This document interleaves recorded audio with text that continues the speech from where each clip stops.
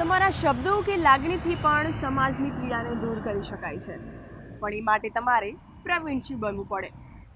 સમાજમાં છવાઈ જવા માટે કે પછી દેખાડો કરવા માટે નહીં, પરંતુ જેણે પોતાનું સ્વજન ગુમાવ્યું છે એ પરિવારજનોને પોસ્ટકાર્ડ લખી સાંત્વના આપી આત્મસંતોષ મેળવનાર વ્યક્તિને આવો મળીએ. મારા પિતાજીનું અવસાન થયું ત્યારે અમે ઘરમાં બધા દુઃખી હતા અને એવામાં જ પોસ્ટકાર્ડ પ્રવીણસિંહજીનું અમારા હાથમાં આવ્યું. એ સમયે મારા મધર, મારા મોટાભાઈ, કુટુંબીજનોએ એ પત્ર વાંચ્યો. એ વાંચીને અડધી વેદના અમારી ઓછી થઈ ગઈ. એના શબ્દો આજે હું વર્ણવી શકું એમ નથી. શું તમે જાણો છો કે આ વ્યક્તિઓના મૃત્યુ પર તેમના પરિવારજનોને કોણ પત્ર લખીને દિલાસો આપે છે? આજના ડિજિટલ યુગમાં જ્યાં લોકો ફોન કે SMS કરીને મૃત્યુ પર શોક વ્યક્ત કરતા હોય છે, ત્યારે અમદાવાદના પ્રવીણભાઈ મૃત્યુ પામેલાના પરિવારજનોને પત્ર લખીને સાંત્વના પાઠવે છે. તેમણે છેલ્લા 20 વર્ષમાં 2 લાખથી પણ વધુ પત્રો લખ્યા છે. 20 વર્ષ પહેલાં મારા મિત્ર અને અસારવા વિસ્તારના કાઉન્સિલર સૂર્યકાંતભાઈ પટેલ સાથે મારી મિત્રતા હતી. એમની સાથેથી હું આ બધી પ્રવૃત્તિઓમાં રસ લેતો અને એમની જોડેથી હું આ પોસ્ટકાર્ડ લખવાની પ્રેરણા લીધી અને એ પણ આ રીતના પોસ્ટકાર્ડ લખતા હતા. પોસ્ટકાર્ડ લખી અને પોસ્ટ કરવા માટે મને પોસ્ટ ઓફિસે મોકલતા હતા. ત્યારે હું એ પોસ્ટકાર્ડ વાંચતો એટલે મને પ્રેરણા લેવાની ઈચ્છા થઈ.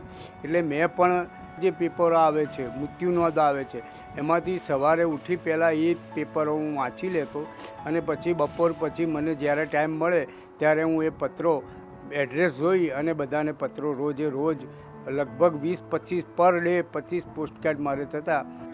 કહેવાય છે કે સુખમાં તો સૌ કોઈ સાથે હોય, પણ દુઃખની ઘડીમાં જે સાથે હોય તે વધારે મહત્વનું. આવી સ્થિતિમાં જ્યારે લોકો પત્ર મેળવે છે ત્યારે તેમનું દુઃખ પણ અડધું થઈ જાય છે.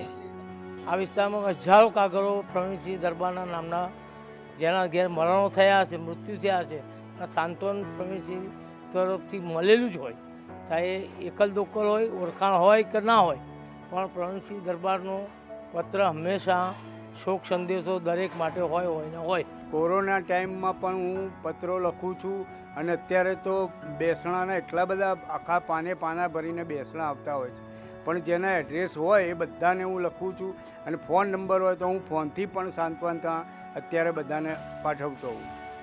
આ પત્રોમાં સાંત્વનાની સાથે અપીલ પણ કરવામાં આવે છે મૃત વ્યક્તિના અંગદાન માટેની.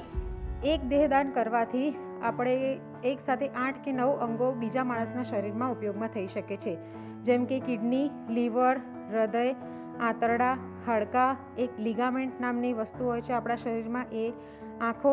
આ બધી જ વસ્તુઓ જુદા જુદા માણસોને દાનથી પ્રાપ્ત થઈ અને બધાની જિંદગી બચાવી શકાય છે. સેવાભાવ સાથે ગરીબ લોકોની સારવારમાં અને સમૂહ લગ્નોમાં પણ પ્રવીણભાઈનું વિશેષ યોગદાન માનવતાનું જીવંત ઉદાહરણ છે. દોડના જમાનામાં, આ ભાગતી દુનિયામાં જ્યારે કોઈની પાસે સમય નથી ત્યારે પ્રવીણસિંહજી એ છપાવી શક્યા હોત, પણ એવું નહીં કરતા. આજે પણ તેઓ જાતે આખો પોસ્ટકાર્ડ પેનથી લખીને એડ્રેસ કહીને જાતે પોસ્ટ કરે છે. ગુડ ન્યૂઝ ગુજરાત માટે અમદાવાદથી લક્ષ્મણ રાજપૂત સાથે સુમન બોરાનાનો રિપોર્ટ.